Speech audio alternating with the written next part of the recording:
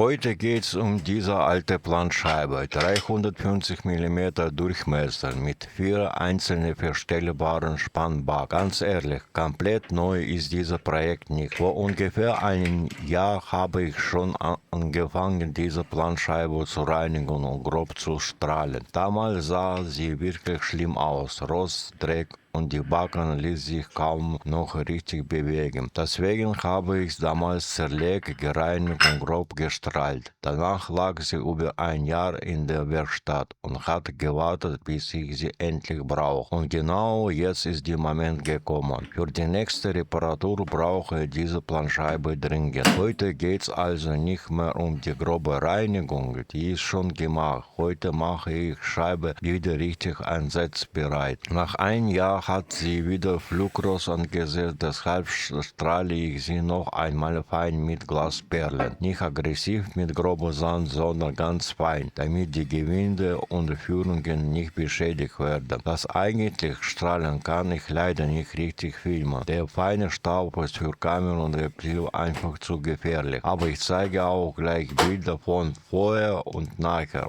und danach bauen wir die Planscheibe wieder zusammen. Als nächstes prüfe ich die Planscheibe erst einmal mit dem Messuhr. Zuerst messe ich die große Auflagefläche. Bei 350 mm Durchmesser zeigt die Messuhr maximal ungefähr 300 mm Abweichung. Für so eine alte und große Planscheibe ist das meiner Meinung nach völlig in Ordnung. Da würde ich nichts mehr abdrehen und nichts verändern. Das bleibt so. Danach prüfe ich die Scheibe seitlich. Hier zeigt die Messung etwas mehr, ungefähr bis 800 mm. Natürlich muss man dabei auch bedenken, dass Scheibe ist alt, sie hat keine Beschädigung und alte Gebrauchsspuren. Deswegen kann die Messung an manchen Stellen etwas mehr anzeigen, obwohl die Scheibe insgesamt noch gut läuft. Zum Schluss prüfe ich noch, ob die Fläche parallel zur Bewegung von Support läuft. Dafür spanne ich die Messung in die Werkzeughalter und fahre mit dem Support vor und zurück. Auch hier ist die Abweichung sehr klein, ungefähr im Bereich von 300 mm. Ganz genau kann man es wegen der kleinen Beschädigung nicht sagen, aber für meine Arbeit ist es absolut brauchbar. Diese Planscheibe muss kein neues Präzisionsteil werden. Sie muss sauber laufen, sicher spannen und für die nächste Reparatur zuverlässig funktionieren. Nach dem Messen habe ich entschieden, die Planscheibe nicht abzudrehen, sondern nur leicht abzuschleifen. Dafür nehme ich einen gerade Klotz und 250er Schleifpapier. Ich schleife die seitliche Fläche und die Auflagefläche nur ganz leicht an. Nicht um Material richtig sondern nur um raue Stelle und kleine Grate zum Entfernen. Für spätere Messarbeit ist das wichtig. Wenn die Oberfläche zu rau ist, zeigt die Messung manchmal mehr an, als wirklich vorhanden ist. Natürlich wird die Fläche mit B240er Schleifpapier nicht perfekt spiegelglatt, aber das ist hier auch nicht das Ziel.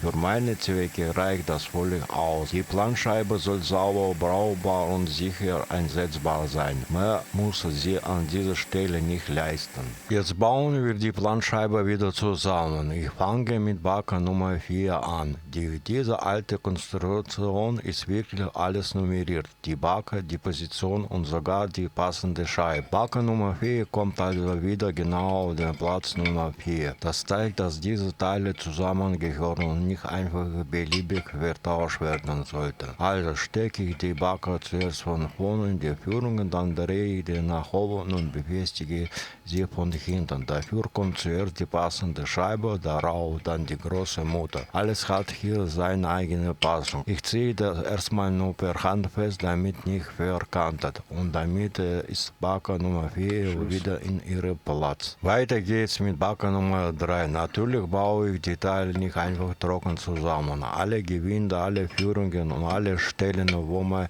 Metall und Metall erreicht, werden vorher sorgfältig geholt. Das macht die Bewegung leicht und schützt gleichzeitig vor neuem Flugrost. Gerade bei so einer alten Planscheibe ist das wichtig. Wenn hier später wieder Rost entsteht, können die Backen schnell schwer laufen oder klemmen. Deswegen lieber jetzt sauber ölen und alles ordentlich zusammenbauen.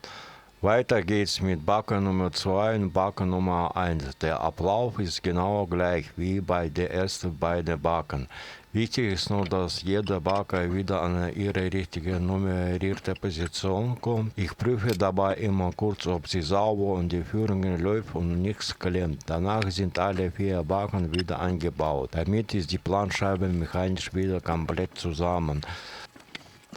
Danach prüfe ich noch die Spannbereiche der Backen. Zuerst drehe ich Backen nach innen und messe den kleinsten Abstand. Der kleinste Durchmesser, den ich damit noch spannen kann, liegt ungefähr bei 30 mm. Dann drehe ich die Backen wieder auseinander und messe den größten Abstand. Maximal komme ich hier ungefähr auf 150 mm Spannbereich. Das ist nicht riesig für eine 350 mm Planscheibe, aber für viele Reparaturarbeiten reicht es völlig aus. Bei dieser Planscheibe sind die Backen nicht fest in eine Richtung. Man kann sie umdrehen und dadurch den Spannbereich deutlich vergrößern. Zuerst habe ich die Backen so eingebaut, dass ich kleine Teile spannen kann. In dieser Stellung komme ich ungefähr von 30 bis 150 mm. Wenn ich Backen andersrum einsetze, kann ich auch deutlich größere Teile spannen. Dann sind je nach Form von Werkstück ungefähr bis 300 mm möglich. Das gibt mir natürlich viel mehr Möglichkeiten.